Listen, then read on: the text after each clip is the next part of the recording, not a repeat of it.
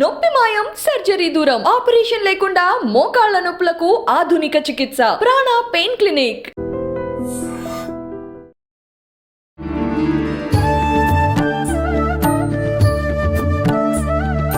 నమస్తే అమ్మా. నమస్తే అమ్మ, గీత నిజంగా చాలా గొప్పది. అది తెలుసుకోవాలని అందరికీ ఉంటుంది, కానీ నియమాలు పాటించాలేమో, ఇది చదవాలన్నా దీంట్లో ఉన్న ఆచరించాల్సి వస్తుందేమో, ఆచరించాలంటే మళ్ళీ నియమాలు పాటించాలేమో, తెలిసి తెలియక ఏం తప్పులు చేస్తామో, మళ్ళీ అది ఎక్కడ దోషంగా మారుతుందో ఇలా అనుకుంటారు. ఇదంతా పక్కన పెడితే చాలామంది దాన్ని తెలుసుకోవడానికి ప్రయత్నం చేస్తారు, తెలుసుకుంటారు. అలా తెలుసుకున్న వారి జీవితంలో మార్పులు వచ్చే అవకాశం ఉంటుందమ్మా? ఎలాంటి మార్పులు వస్తే కనుక? ఖచ్చితంగా ఉంటుంది. గీత గురించి మంచి ప్రశ్న. ఇప్పుడు మనకు కావాల్సింది కూడా అదే. అవును. అంటే భగవద్గీత కించిదధీత గంగా జలలవ కణికా పీత అని చెప్పారు. అంటే అమ్మా, భగవద్గీతని కొంచెమైనా అధ్యయనం చేయి. దేంతో సమానం అంటే గంగా జలాన్ని ఒక అల్పంగా చిన్న బొట్టు తాగినంత ఫలితాన్ని వస్తుంది అని చెప్పనంటారు. సరిపోతుందా? రోజు ఒక శ్లోకం చెప్పేసి నేను గంగాజలం తాగినంత ఆ ఫలితం రావచ్చు, వస్తుంది, కానీ పెద్ద మార్పు ఉండదేమో. ఏముంటుంది ఆ ఫలితం? ఇప్పుడు మనం ఏ పని చేస్తామో దానికి తగ్గ ఫలితం ఉంటుంది తప్పితే అన్నీ రావు. శ్లోకాన్ని చదివినందువల్ల పుణ్యం రావచ్చు. అవును, ఆ గంగాజలం తీసుకున్నటువంటి పుణ్యం అనేది రావచ్చు. కానీ ఒక శ్లోకం కాదు, మొత్తం 18 అధ్యాయాలు పారాయణ చేసినప్పటికీ కూడా పుణ్యం అయితే వస్తుంది. ఓకే, పుణ్యం వస్తే సరిపోతుందా మనకి? మనం అనుకున్నవి కూడా తీరాలి, అప్పుడే మనం తృప్తి చెందుతాం.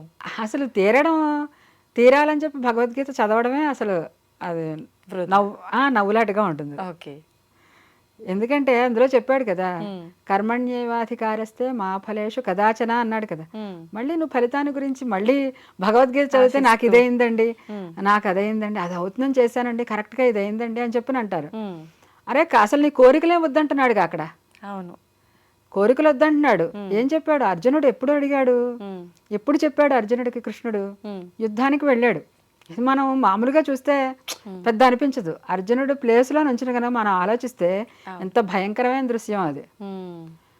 అక్కడదా ఏమన్నా తక్కువవాడా అర్జునుడు? ఏమన్నా కొంతమంది నముచి రాక్షసులందరినీ కూడా, అంటే ఇంద్రుడు కూడా జయించలేని రాక్షసుల్ని పాతాళానికి వెళ్ళి జయించినవాడు అర్జునుడు.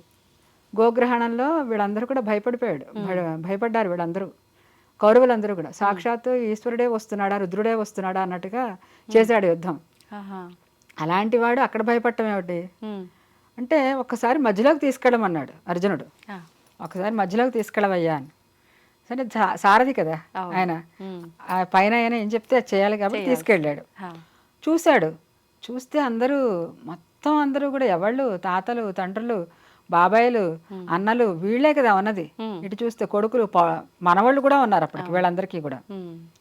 ఇటు అటు కూడా అందరూ నా వాళ్లే. ఎందుకంటే అవన్నీ వంశాలు చూస్తే మనకి అందరికీ లింకప్లే, అందరూ చుట్టాలే ప్రతి ఒక్కళ్ళు. మనం వంశానుకీర్తనం అని చెప్పి అందులో భారతంలో కానీ అన్నిట్లోనే ఇస్తారు.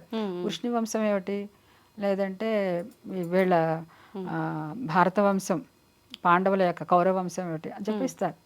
మొత్తం ఎలాగైనా బీరకాయ పిచ్చి అందరికీ కూడా ఉంటుంది. అన్నీ తెలిసిన వాడినే. వీళ్ళందరినీ చంపేసి రక్తపు కూడు నేను తినాలా, అంత అవసరమా అని చెప్పని అంటాడు. భయం, బాధ, అందరినీ చంపి అసలు ఎలా భరిస్తాం? అవును, ఇప్పుడు ఒక శత్రుత్వం అనేది దుర్యోధనుడు అంత పని చేశాడు కాబట్టి శత్రుత్వం ఉంటుంది. కానీ అక్కడ దాకా వెళ్ళిన తర్వాత ఈయన విజయుడు, ఎలాగో ఖచ్చితంగా మనకే వస్తుంది విజయం తెలుసు. చంపిన తర్వాత ఎవరి కోసం ఈ రాజ్యాన్ని చేసేది? అందరూ పోయిన తర్వాత అని చెప్పి చాలా బాధపడతాడు. బాబు నేను చేయను, యుద్ధం చేయను, నేను చంపుకోలేను. అది కాక రేపు పొద్దున్న అందరూ చచ్చిపోతారు, మగవాళ్ళందరూ చచ్చిపోతారు. కొన్ని కోట్ల మంది, 18 అక్షౌహిణీల సైన్యం అంటే కొన్ని కోట్ల మంది, మొత్తం ప్రపంచ యుద్ధం అన్నమాట అది. వస్తున్నారు వీళ్ళందరినీ చంపిన తర్వాత ఆడవాళ్ళు ఏమవుతారు? వాళ్ళ గతి ఏమవుతుంది? భార్యలు, కూతుళ్ళు, కోడళ్ళు, వీళ్ళ గతి ఏమవుతుంది? మగవాళ్ళు లేకపోతే ఆడవాళ్ళ పరిస్థితి ఏమిటి అక్కడ? ఎవరో ఒకళ్ళు వచ్చేసి వాళ్ళని ఇచ్చేస్తారు. అంటే కులధర్మాహ ప్రణశ్యంతి కులధర్మ శాశ్వత అని చెప్పి చెప్తాడు అక్కడ. ఉమ్. అన్నీ పోతాయి, నష్టం అవుతాయి అని చెప్పి. ఆ, అది తెలియదా కృష్ణుడికి? తెలియదా? తెలుసు. కానీ తర్వాత జరిగింది అదే కదా. మొత్తం వీళ్ళందరినీ కూడా వాళ్ళందరూ దొంగలు బందిపోటు దొంగలు వచ్చి తీసుకెళ్ళిపోవడం తెలుసు. కానీ అక్కడ ఉన్నటువంటి వీళ్ళందరూ కూడా ఎప్పటి నుంచో కరడు కట్టినటువంటి ఉగ్రవాదులు లాంటి వాళ్ళు అనమాట. ఓకే. నత్వయిత ఆతతాయినహ అని చెప్పని అంటాడు కృష్ణుడు అక్కడ. ఆతతాయినహ అంటే అగ్నితో గరదశ్చైవ అని చెప్పి ఒక శ్లోకం ఉంటుంది. ఉమ్. నిప్పంటించేవాడు, ఇంటికి కానీ ఊరికి కానీ నిప్పంటించేవాడు. ఓకే. గరదహ అంటే విషం పెట్టేవాడు. ఉమ్. అలాగే ఇంకొకళ్ళ భార్యని బలాత్కారంగా తీసుకొచ్చి లాక్కొచ్చేవాడు. ఓకే. అలాగే నీళ్ళలో ముంచి చంపేవాడు. ఉమ్. ఇంకొకళ్ళ సొమ్ముని, ఉమ్. ఇంకొకళ్ళ వస్తువుల్ని కానీ సొమ్ముని కానీ స్థలాన్ని కానీ లాక్కునేవాళ్ళు. ఉమ్. వీళ్ళందరూ ఆతతాయినహ అన్న. ఆ, ఆతతాయినహ అంటే ఉగ్రవాదులు అని. ఓకే. వీళ్ళని అస్సలు తాత్సారం చేయొద్దు, ఉమ్. అంటే వదిలిపెట్టద్దా? వదిలిపెట్టద్దు. ఓకే. ఖచ్చితంగా వాళ్ళు చంపదగ్గ వాళ్ళే. నువ్వేమి జాలిపడాల్సిన అవసరం లేదు. ఉమ్. ద్రౌపదిని ఏం చేశారు వాళ్ళు? సభలోకి ఈడ్చుకురాలేదా? అవును. లక్క ఇంట్లో ఉండగా నిప్పంటించలేదా వాళ్ళు? ఉమ్. చిన్నప్పుడు ఊహ తెలియని అప్పుడిప్పుడే చిన్న చిన్న పిల్లలు వీళ్ళందరూ భీముడికి విషం పెట్టి చంపుదామని చూడలేదా? వీళ్ళందరినీ వదిలేసేసి ఇప్పుడు నేను అస్త్ర సన్యాసం చేసేసి నా వాళ్ళు అంటావు ఇప్పుడు కూర్చుని నువ్వు. ఉమ్. ఉమ్. అందుకని అక్కడ ఉపదేశం చేసిన కారణం. ఉమ్. ఉపదేశం చేస్తూ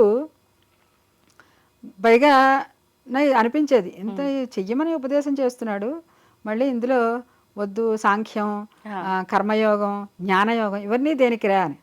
మెయిన్గా దాంట్లో భగవద్గీత సారంలో ఉన్నది ఏమిటంటే సత్వరజస్తమో గుణాల గురించి. ఓకే. సత్వరజస్తమో గుణాలు దైవాసుర సంపద్ విభాగ యోగం. సత్వరజస్తమో గుణాల వల్లనే దైవము ఆసురము. ఆసురం అంటే రాక్షస ప్రవృత్తి, దైవం అంటే మంచి దివ్యమైన ప్రవృత్తి. ఈ మూడు గుణాలు బ్యాలెన్స్డ్గా ఇన్బ్యాలెన్స్డ్గా ఉంటేనే ఇవన్నీ వస్తాయి అని చెప్పి. సత్వం ఎక్కువగా ఉంటే దేవతలు, రజోగుణం సత్వం అందరిలోనూ ఉంటాయి. మూడు గుణాలు ఒక్కటే ఉండదు, మారుతూ ఉంటాయి. ఇప్పుడు దాకా నేను సత్వగుణం ఎక్కువగా ఉంది కాబట్టి చాలా ప్రశాంతంగా ఉన్నా. ఏదో కోపం కలిగించే విషయం వచ్చింది, ఆటోమేటిక్గా మనలో ఆ శరీర ధర్మం అంతా మారిపోతుంది, రజోగుణం వస్తుంది. కానీ ఎప్పుడూ సత్వగుణంలో ఉండేవాడు మహర్షి. అంతే. రజోగుణం ఎక్కువగా ఉండేవాడు వాడు కొంచెం పర్వాలేదు, వాడిని మార్చచ్చు. తమో గుణం ఉండేవాళ్ళు ఇంకా వాళ్ళని మార్చడం కష్టం, మహామూర్ఖుడు. ఇవన్నీ చెప్పుకుంటూ వస్తాడు ఆయన. ఓకే. అంటే శ్లోక పారాయణ వల్ల వస్తుందా ఇదంతా? రాదు. మనం అర్థం చేసుకోవాలి. అర్థం చేసుకుంటేనే వస్తుందా? ఉపదేశాలు చేస్తే ఎన్నైనా ఉపదేశాలు చేయొచ్చు, అవును కదా. కానీ మనం ఆచరణలో పెట్టాలి. ఆచరణలో పెడితే మాత్రం ఖచ్చితంగా భగవద్గీత అందరినీ మార్చగలదు. చెప్పినవాడు ఇక్కడ కృష్ణుడు కాదు, భగవానోవాచ అని చెప్పిన అంటారు. సాక్షాత్తు భగవంతుడు. అందులో విశ్వరూపాన్ని మొత్తం అన్నిట్లోనూ నన్ను చూడు, అన్నిటినీ కూడా నాలో చూడు అని చెప్పి చూపించాడు ఆయన. అర్జునుడు ఒక్కసారి చూశాడు. అర్జునుడి ప్లేస్లో ఉండి ఆలోచిస్తే మాత్రం మనకి అసలు ఒక్కసారి ఒళ్ళు గగురు పడుస్తుంది అనమాట. మొత్తం ఎక్కడ చూసినా విశ్వరూప సందర్శన యోగంలో ఎక్కడ చూసినా కళ్ళుట విపరీతమైన ఎక్కువ కళ్ళు, నాలికలు, ముక్కు, దంష్ట్రలు, కోరలు, అనేక బాహూదర వక్త్రనేత్రం అని చెప్పి చెప్తాడు అక్కడ. ఓకే. మనం ఇటు తిరిగాం అనుకోండి, చుట్టూరా ఉన్నారు మనుషులు, మధ్యలో ఉన్నాం. ఎంత భయంకరంగా ఉంటుంది, అందరూ మనల్నే చూస్తూ ఉంటారు. అంత కొన్ని కోట్ల మంది ఆయన చుట్టూరా కనిపిస్తున్నాడు ఆయన. అంత విశ్వరూప సందర్శనాన్ని ఇచ్చి తర్వాత నాయన నేను భరించలేను నిన్ను, ఈ రూపాన్ని నేను తట్టుకోలేను, నువ్వు ఇచ్చిన కళ్ళే కానీ నేను తట్టుకోలేకపోతున్నా చూడటానికి అని చెప్పి అప్పుడు తగ్గాడు. అప్పుడు నా చతుర్భుజ విష్ణుమూర్తిగా, ఆ తర్వాత కృష్ణుడిగా వచ్చాడు.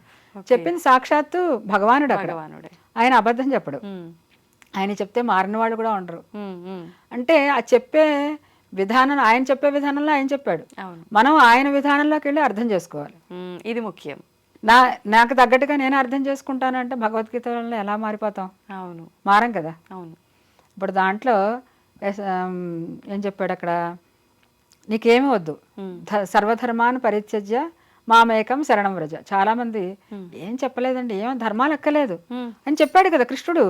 మామేకం శరణం వ్రజ, నేను కృష్ణనామాన్ని చేసుకుంటూ కూర్చుంటా అంతే అని చెప్పనండి. ఎలా అవుతుంది మరి? అప్పుడు ఒక్కటే భగవద్గీత వాక్యం ఒకటే అది 18 అధ్యాయాలు ఎందుకు చెప్పాడు ఆయన? అంతే కదా. ఈ ధర్మాలన్నీ ఆచరించు. ఆచరిస్తూ నువ్వు చివరికి నువ్వు నాకు సరెండర్ అవ్వు.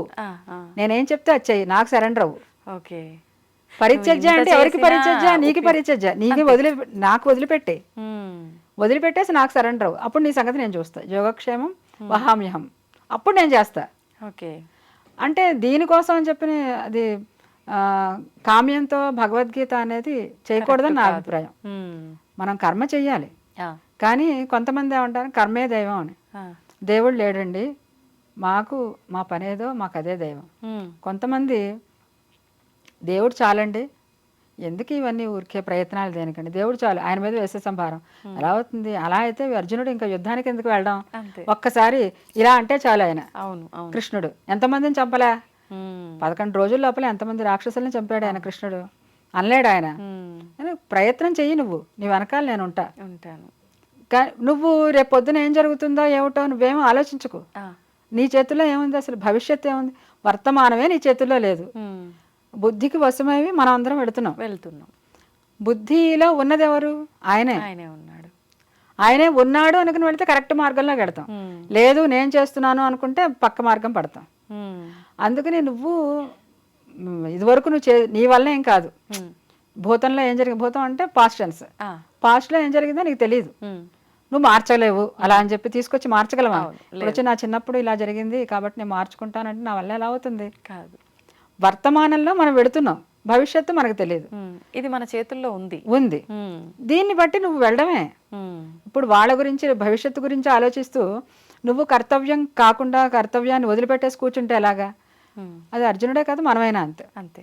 ఇలాగ ఆలోచించుకుంటూ సత్వరజస్తమో గుణాల్లో మనలో ఏది ఉంది, దేన్ని కంట్రోల్ చేసుకోవాలి, అన్ని దాంట్లో ప్రతి అధ్యాయాలను విడమని చెప్పేశాడు ఆయన. అన్నీ కూడా ఒక్కసారి మనం అర్థం చేసుకుంటూ అన్వయం చేసుకుంటూ మనం అన్వయం చేసుకుంటాం. అంటే చెప్పడానికి అన్వయం కాదు, మనకి మనం అన్వయం చేసుకుంటూ చేస్తే బ్రహ్మాండంగా అసలు భగవద్గీత మార్పులు, చాలా మార్పు.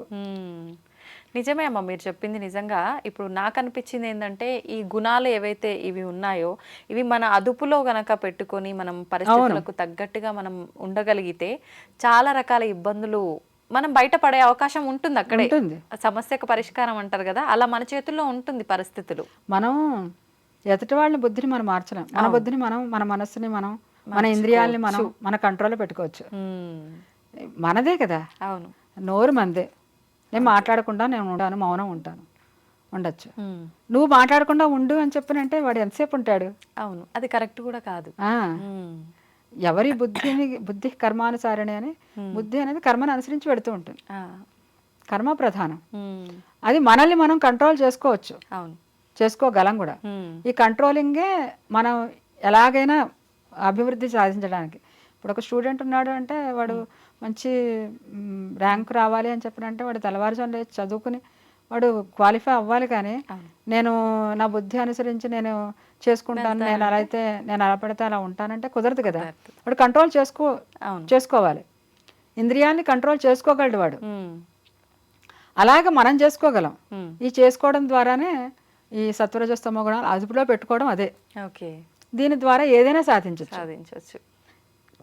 మహర్షులు కానీ దేవతలు కానీ మనకంటే గొప్పవాళ్ళు, కానీ వాళ్ళందరూ ఎందుకు గొప్పవాళ్ళు అయ్యారంటే వాళ్ళు కూడా మనలాగానే సాధన, మనలాగా ఉన్నవాళ్ళే అందరూ కూడా. కానీ వాళ్ళని వాళ్ళు ఎలాగ మనం ముందరకు వెళ్ళాలి అని చెప్పి రమణ మహర్షి కానీ రామకృష్ణ పరమహంస కానీ వాళ్ళు ఎంత సాధన చేస్తే ఆ స్థితికి వెళ్ళారు. కొంతమంది సాధన చేయకుండా స్థితికి వెళ్ళొచ్చు, కానీ అది పూర్వజన్మ సంస్కారం ఉంటుంది. అయినప్పటికీ కూడా కృష్ణుడు మరి సాందీపని మహర్షి దగ్గర విద్యాధ్యయనం చేయలేదా? అవును, చేయాలి ప్రయత్నం అనేది. అలాగా భగవద్గీత చదువుతున్నప్పటికీ కూడా దాన్ని అర్థం తెలుసుకుంటూ విచారణ చేసుకుంటూ చదువుకోవడం, పారాయణ చేయడం, శ్లోకాలు నేర్చుకోవడం, పారాయణ చేయడం ఒక ఎత్తు అయితే అర్థం చేసుకుంటూ పారాయణ చేయడం ఒక ఎత్తు. దాంట్లో కూడా ఒక శ్లోకాన్ని విచారణ చేస్తూ అందులో ఏదో శ్లోకం తీసుకోవడం, దీని అర్థాన్ని విచారణ చేసుకో, మనకి మనం అన్వయం చేసుకుంటే మన జీవితం ఇంకా అంతకంటే బ్రహ్మాండంగా ఉంటుంది. మనల్ని మనం మార్చుకుంటే చాలు, ఇంకేం మార్చక్కర్లేదు. ఆటోమేటిక్గా మొత్తం మనకే మారుతుంది. ఓకే, మనం చూడాలి, వినాలి, మంచిని తీసుకోవాలి, దాన్ని ఆచరణలో కూడా పెట్టాలి. ఆచరణలో మెయిన్ అదే. సంతోషం అమ్మా, చాలా మంచి విషయాలు తెలియజేశారు. ఇంకా మాట్లాడుతుంటే మాట్లాడాలనే అనిపిస్తుంది ఈ టాపిక్, కానీ మనకు లెంత్ ఎక్కువైపోతుంది వీడియో. మళ్ళీ మరొక మంచి ఎపిసోడ్లో దీనికి సంబంధించిన విషయాలు మాట్లాడుకుందాం అమ్మా. ధన్యవాదాలమ్మా. తప్పకుండా. నమస్తే.